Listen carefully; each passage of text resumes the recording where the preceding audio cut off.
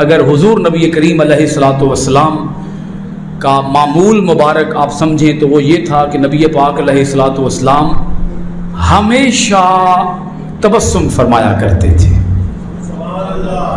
حضور کے سرکار دو عالم علیہ الصلوۃ والسلام کے چہرہ انور پر ہمیشہ سمائل ہوتی تھی، مسکراہٹ ہوتی تھی، حتیٰ کہ حضور علیہ الصلوۃ والسلام نے فرمایا کہ جب تم کسی کو ملو، مصافحہ کرو، سلام دعا کرو تو تمہارے چہرے پر مسکراہٹ ہونی چاہیے۔ حضور علیہ الصلوۃ والسلام نے ارشاد فرمایا جب کوئی ملتے وقت اپنے چہرے کے اوپر مسکراہٹ لے کے آتا ہے اللہ اسے صدقے کا ثواب عطا فرما دیتا ہے۔ صرف کس سے بولیے گا ذرا؟ مسکراہٹ سے۔ تو مسکرانا چاہیے، ملتے وقت مسکرانا چاہیے۔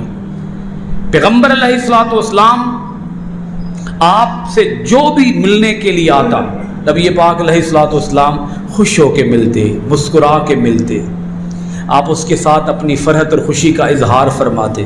یہ بھی ایک حسن اخلاق میں سے ہے کہ آپ ملیں تو آپ کے چہرے کے اوپر پورے 12 نہ بجے ہوں۔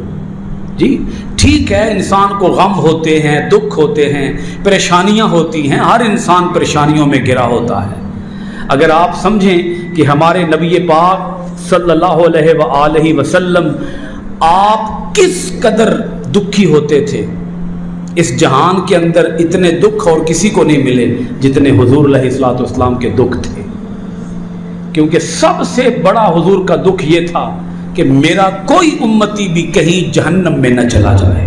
حضور کا سب سے بڑا دکھ یہ تھا، سب سے بڑا غم یہ تھا، مگر اس کے باوجود جب بھی کوئی ملنے کے لیے آتا، جی لوگ تو اپنے غم لے کے آتے تھے، حضور علیہ الصلوۃ والسلام کی اس تبسم کی ادا کو دیکھتے تھے تو انہیں اپنے غم بھول جاتے تھے، خوش ہو کے واپس جاتے تھے۔ اس تبسم کی عادت پہ لاکھوں سلام، جس کی تسکین سے روتے ہوئے ہنس پڑے، اس تبسم کی عادت پہ لاکھوں سلام۔ حضور کی عادت مبارکہ ہی تبسم تھی، عادت مبارکہ ہی۔ اب میرا دل کر رہا ہے کہ میں اس جملے کو بار بار بولوں کہ حضور جب بھی کسی کو ملتے، سرکار کے چہرہ انور پر ہمیشہ کیا ہوتی؟ مسکراہٹ ہوتی تھی، تبسم ہوتا تھا، آپ کا چہرہ انور کھل رہا ہوتا تھا۔